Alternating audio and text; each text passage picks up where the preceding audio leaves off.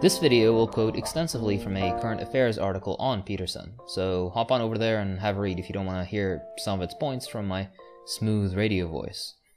So this is why this thing that I've said to people has become this crazy internet meme, but that's to clean up your room. And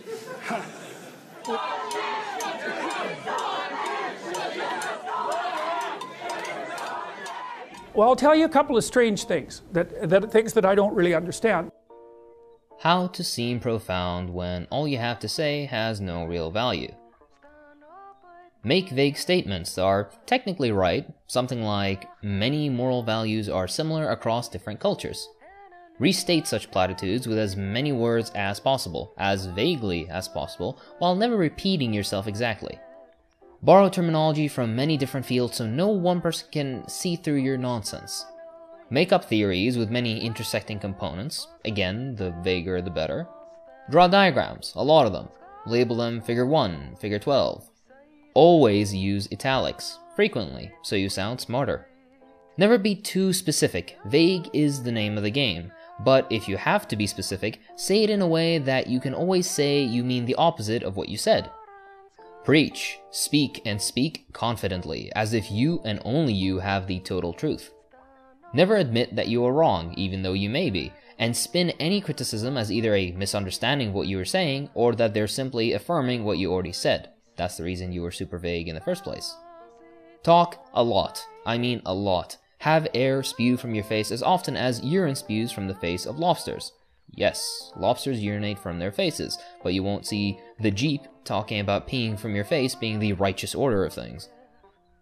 Also be a white man. That does help. Jordan Peterson has seen stunning success over the past little while. Some people seem to think he's very profound and has convinced many people to take him seriously. All this is even more interesting when you realize that he has almost nothing of value to say. This becomes very evident after just a basic look through his work. His writings and speeches are confused, pretentious, or just plain bullshit. Now, if this were all really true, then why do so many people think he has something deep and insightful to say? Well, before we figure that out, we have to first take a look at his writings. If they are truly profound and insightful, then Peterson is himself truly profound and insightful. One of the greatest claims around him is that he is constantly misunderstood, as in the Channel 4 interview with Cathy Newman, in which Newman repeatedly put words in Peterson's mouth, confirming the impression to those that view Peterson as profound that leftist media, whatever that is trying to smear Peterson by accusing him of holding beliefs that he does not hold, by not understanding what he is actually saying, quote-unquote. Taking a look at this closer, though, the reason this misunderstanding occurs in the first place is because people, particularly on the left, are trying to pin exactly what he is, where he is ideologically, where does he fit into the overall scheme of things. The reason this can be so difficult is because he's always so consistently vague that it's impossible to tell what he's actually saying, quote-unquote. The Current Affairs article said it best. As a case study, we can take a look at his 1999 book, Maps of Meaning, a 600-page summary of his basic theories that took Peterson 15 years to complete. Maps of Meaning is about how humans generate meaning. By generate meaning, Peterson intends something like figure out how to act, but the word's definition is somewhat wide. Meaning to Peterson is manifestation of the divine individual adaptive path. It is the ultimate balance between the chaos of transformation and the possibility and the discipline of pristine order. It is an expression of the instinct that guides us out into the unknown so that we can conquer it. It's when everything there is comes together in an ecstatic dance of single purpose. It means implication for behavioral output. It emerges from the interplay between the possibilities of the world and the value structure operating within that world. Peterson's answer is that people figure out how to act by turning to a common set of stories which contain archetypes that have developed over the course of our species' evolution. He believes that by studying myths, we can see values and frameworks shared across cultures, and can therefore understand the structures that guide us. As the author admits, this is already giving Peterson's work a more coherent summary than it actually deserves. What he is saying, if he really does mean many human stories have common moral lessons, is essentially common sense, and no one would consider it to be particularly profound. Here's where the points at the beginning of the video show, though. He takes these notions and extrapolates to the meaning of life, history, law, ethics, and so much more. Let's have a quote from the book. Procedural knowledge, generated in the course of heroic behavior, is not organized and integrated within the group and the individual as a consequence of simple accumulation. Procedure A, appropriate in situation 1, and Procedure B, appropriate in situation 2, may clash in mutual violent opposition in situation 3. Under such circumstances, intrapsychic or interpersonal conflict necessarily emerges. When such antagonism arises, moral re-evaluation becomes necessary. As a consequence of such re-evaluation, behavioral options are brutally rank-ordered, or, less frequently, entire moral systems are devastated, reorganized, and replaced. This organization and reorganization occurs as a consequence of war, in its concrete, abstract, intrapsychic, and interpersonal variants. In the most basic case, an individual is rendered subject to an intolerable conflict as a consequence of the perceived, effective, incompatibility of two or more apprehended outcomes of a given behavioral procedure. In the purely intrapsychic sphere, such conflict often emerges when attainment of what is desired presently necessarily interferes with attainment of what is desired, or avoidance of what is feared in the future. Permanent satisfactory resolution of such conflict, between temptation and moral purity, for example, requires the construction of an abstract moral system, powerful enough to allow what an occurrence signifies for the future to govern reaction to what it signifies now. Even that construction, however, is necessarily incomplete when considered only as an intrapsychic phenomena. The individual, once capable of coherently integrating competing motivational demands in the private sphere, nonetheless remains destined for conflict with the other, in the course of the inevitable transformation of personal experiences. This means that the person who has come to terms with him or herself, at least in principle, is still subject to the effective dysregulation inevitably produced by interpersonal interactions. It is also the case that such subjugation is actually indicative of insufficient intrapsychic organization, as many basic needs can only be satisfied through the cooperation of others. Oh boy, what a word salad. Now, right away you feel that it's important. It feels almost deep, almost like some sacred text with hidden truths. You may not understand it, but there's a lot there, or so is the impression if we're going by the book's Amazon reviews. Now, he isn't saying nothing. There is some truth to some procedures being appropriate in one instance and not the other. The problem is that, again, this is not a particularly profound idea, so how does Peterson get around this? Well, abstract language. Pad it, and throw in as many syllables as you can. I believe it was Einstein that said, if you can't explain it simply, then you don't understand it well enough. That's almost the case here, except it's not that he doesn't understand what he's saying, it's that he's not saying much at all. Vague, unfalsifiable, and hence seemingly profound. Taking a look at another quote in which Peterson gives his theory of law, and I'm sorry for subjecting you to another quote, law is a necessary precondition to salvation, so to speak. Necessary, but insufficient. Law provides the borders that limit chaos and allows for the protected maturation of the individual. Law disciplines possibility and allows the disciplined individual to bring his or her potentialities, those intrapsychic spirits, under voluntary control. The law allows for the application of such potentiality to the task of creative and courageous existence, allows spiritual water-controlled flow into the valley of the shadow of death. Law held as an absolute, however, puts man in the position of the eternal adolescent, dependent upon the father for every vital decision, removes the responsibility for action from the individual, and therefore prevents him or her from discovering the potential grandeur of the soul. Life without law remains chaotic, effectively intolerable. Life that is pure law becomes sterile, equally unbearable. The domination of chaos or sterility equally breeds murderous resentment or hatred. Yet again, what he's saying isn't wrong per se, but it's so obvious and simple that the only thing impressive about it is just how much he complicates simple ideas in order to give off the impression of profoundness. What is spiritual water flow? How exactly is domination of chaos defined? In what way does sterility breed murderous resentment? Towards what? This is less a sincere discourse on law and more just how many metal band names he can fit into this paragraph. Domination of chaos, intrapsychic spirits, shadow of death, etc., etc. Sociologist C. Wright Mills, in critically examining grand theorists in his field who use verbosity to cover for a lack of profundity, pointed out that people respond positively to this kind of writing because they see it as a wondrous maze, fascinating precisely because of its often splendid lack of intelligibility. But, Mills said, such writers are so rigidly confined to such a high level of abstraction that the typologies they make up, and the work they do to make them up, seem more often an arid game of concepts than an effort to define systematically, which is to say in a clear and orderly way, the problems at hand, and to guide our efforts to solve them.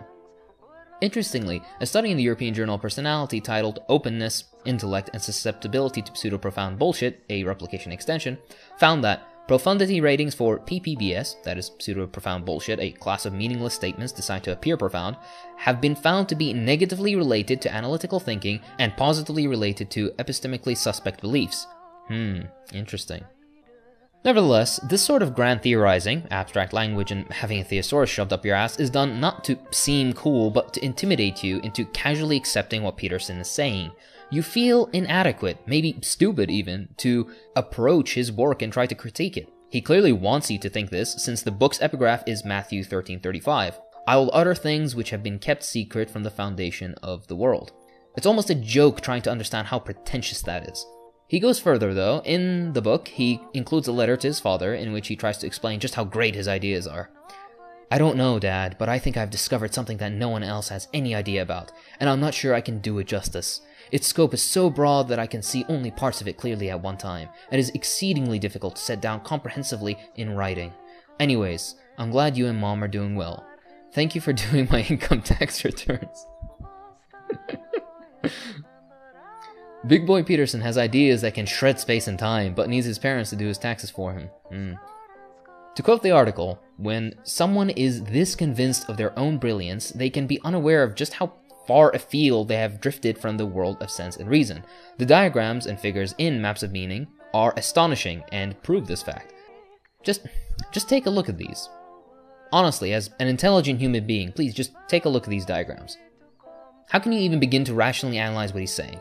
These diagrams mean nothing. You can't disprove it. You can't comment on it, aside from its ridiculousness. You can't begin to comprehend it, even. Why is order a king? Why is chaos a dragon? What does Buddha have to do with any of this? Why is the garden walled? What in the fuck is that dragon doing to its tail? At least I hope it's its tail. If anyone else had made this nonsense, he would be taken for a madman, but no, not Peterson, the philosopher of the millennium. Of course he sprinkles in nonsense Latin because, well, actually smart books have Latin in them from time to time. Yes. Taking a step back, the way he complicates simple truths of life into this overly complicated nonsense of dragons and spiritual water flow is why he's become a self-help guru. Taking a look at his ending, summary in 12 Rules for Life, what shall I do to strengthen my spirit? Do not tell lies or do what you despise. What shall I do to ennoble my body? Use it only in the service of my soul. What shall I do with the most difficult of questions? Consider them the gateway to the path of life. What shall I do with the poor man's plight? Strive through right example to lift his broken heart. What shall I do when the great crowd beckons? Stand tall and utter my broken truths. Yeah, his truths are broken, alright. As the article mentions, these are pompous biblical ways of saying, tell the truth, be true to yourself, see challenges as opportunities, set a good example, and give confident and long-winded lectures to your adoring crowds of fans. Note the response to the poor man's plight, which is not to help him, but to show him what a better person you are, so he will have a model to emulate. Here you have nothing but a man with simple ideas trying to sound smart, and by extension, make those that work through the nonsense to understand what he's saying also feel smart. A few more Petersonisms from the article. There is no being without imperfection. No shit. You can't make rules for the exceptional. By definition. The future is the place of all potential monsters. The future is the place for all potential everything. People do not care whether or not they succeed, they care about whether or not they fail, which is somehow different, I guess. Life is suffering, that's clear. There is no more basic, irrefutable truth. Anything is irrefutable if it's not clear what we mean by it. And my favorite thing from the article, you cannot be protected from the things that frighten you and hurt you, but if you identify with the part of your being that is responsible for transformation, then you are always the equal, or more than the equal, of the things that frighten you. Unless you are frightened by leopards, and are subsequently eaten by leopards. The funny bit is that the things we criticize him for, abstract convoluted language, long passages about seemingly nothing, plain truths disguised in pompous garb, are his strength. When it's so hard to understand exactly what he's getting at, this is by design. If he wanted to say it clearly, he could have. All his work and speeches come with a "that's not what I meant" flip-flop button that basically makes you out to be a dangerous leftist trying to pigeonhole him, misrepresenting his every position and thus making him always able to take the higher ground. That's not what I mean. I didn't say that. You're nothing but an ideologue. Note the irony. That wants to cage me, the innocent prophet of truth, the crusader of knowledge, Jordan the Christ. Sadly, he has not yet cried, Eli, Eli, lama sabachthani. The article illustrates this best. For example, he sees the world as fundamentally divided between the forces of chaos and the forces of order, and explains the difference. Chaos is what extends eternally and without limit beyond the boundaries of all states, all ideas, and all disciplines. It is the foreigner, the stranger, the member of another gang, the rustle in the bushes, the hidden anger of your mother. Chaos is symbolically associated with the feminine. Order, by contrast, is explored territory. That's the hundreds of millions of years old hierarchy of place, position, and authority. That's the structure of society. It's the structure provided by biology, too. It's the flag of the nation. It's the greatest of tradition. The rows of desks in the school classroom. The trains that leave on time. In the domain of order, things behave as God intended. It isn't difficult to feel the power worship of what he's saying. Chaos is things foreign, something feminine, tying into ideas of foreigners being intrinsically bad and women being the weaker halves of society, etc. While order is contrasted, and hence is domestic, masculine. What God intends, difference to authority, tradition, hierarchy, flags, Christian fundamentalism, fascism, echoes of sexism. The moment you say any of this, however, and Peterson would rise to the moment, always equipped with his handy, "That's not what I meant." I don't really mean women because the feminine is also necessary. I don't really mean orders with men, it's only symbolic. I don't really mean anything political, despite him literally grouping all of natural history, hundreds of millions of year old hierarchy, with authority, the flag, the nation, against what is foreign and feminine. It's all unclear, and if asked, he'll only respond with the same nonsense. Take, for example, the way Peterson talks about the threat of physicality. But here's the problem. I know how to stand up to a man who's unfairly trespassing against me. And the reason I know that is because the parameters for my resistance are quite well defined, which is we talk, we argue, we push, and then it becomes physical. Right? Like if we move beyond the boundaries of civil discourse, we know what the next step is. Okay, that's forbidden in discourse with women. And so I don't think that men can control crazy women. I really don't believe it. I think that they have to throw their hands up in what? It's not even disbelief. It's that there's no step forward that you can take under those circumstances, because if the man is offensive enough and crazy enough, the reaction becomes physical right away, or at least the threat is there. And when men are talking to each other in any serious manner, that underlying threat of physicality is always there, especially if it's a real conversation, and it keeps the thing civilized to some degree.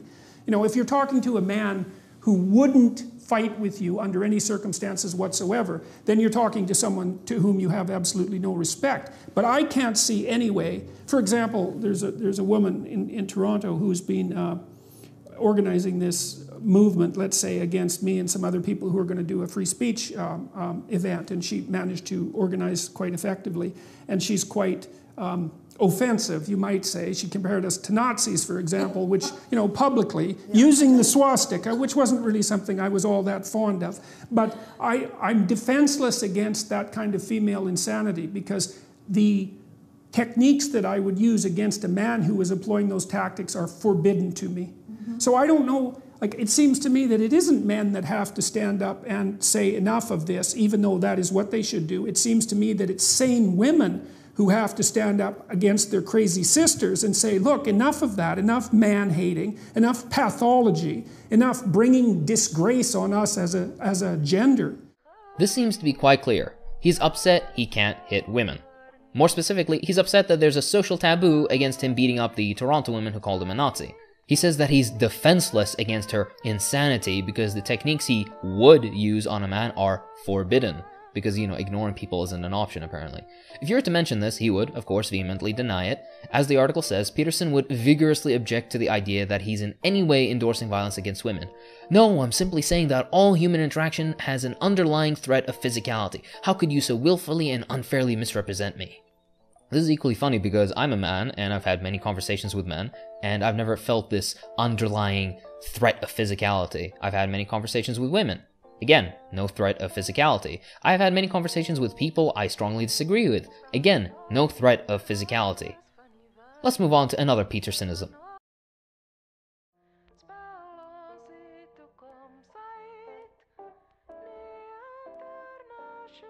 Thank you to Zarin Arson, Xiaoyan Zhang, Oren Clark, Larry Valdemar Miniilo, Khan, Daryl McFarlane, Comrade Pingu, and of course Charles. Thank you, Charles. If you enjoyed the content of this video, then I suggest you go and take a look at the Current Affairs article, and some of their other articles. They're pretty great. And that'll be that. See you next time.